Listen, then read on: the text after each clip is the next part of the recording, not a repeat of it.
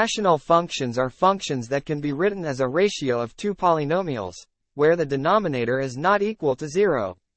The limits of rational functions are important in calculus, as they help us to understand the behavior of the function as the input variable approaches certain values, such as infinity or a specific point.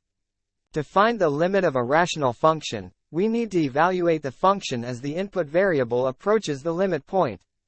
This process can involve algebraic manipulation and limit laws, as well as understanding the properties of rational functions, such as the behavior of the numerator and denominator as the input variable approaches the limit point.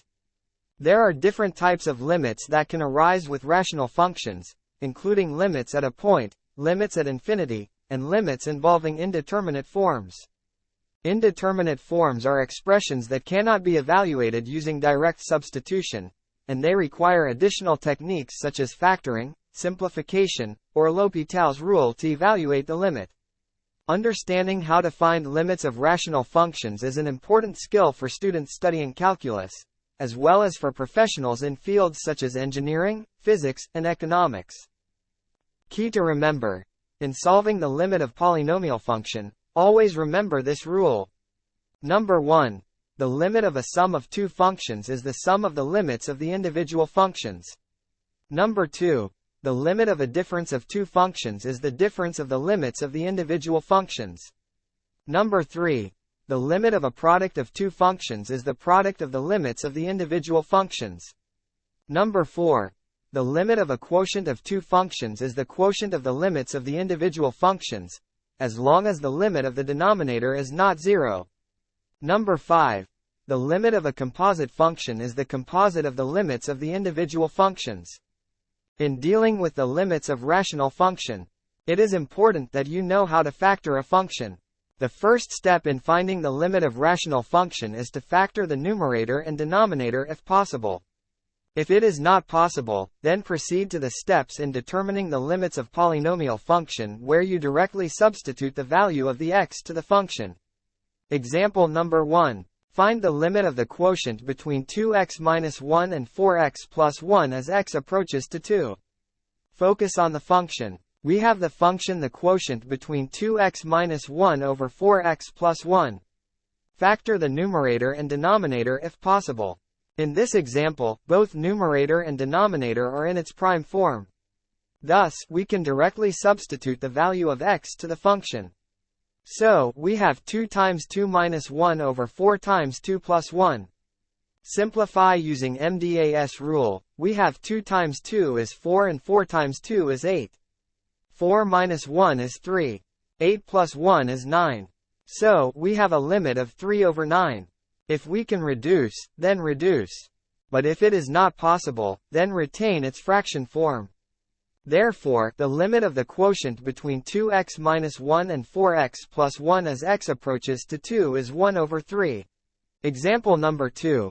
Find the limit of the quotient between 2x minus 4 and x minus 2 as x approaches to 2. Focus on the function. We have the function the quotient between 2x minus 1 and 4x plus 1. Factor the numerator and denominator if possible.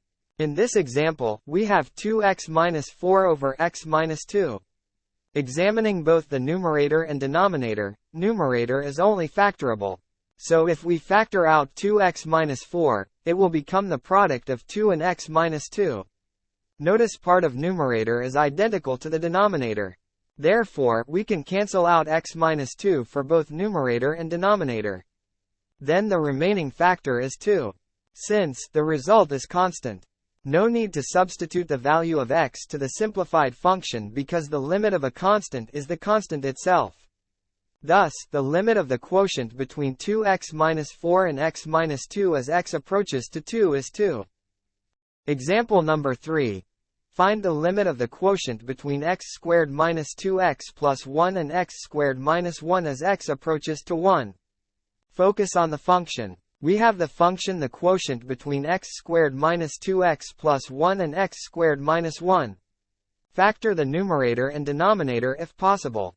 In this example, we x squared minus 2x plus 1 over x squared minus 1.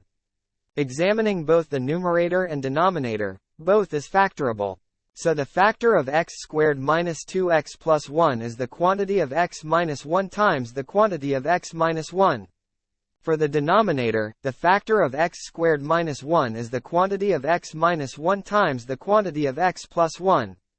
Notice, there is common between the numerator and denominator, cancel out x minus 1. Therefore, we have the simplified function which is x minus 1 over x plus 1.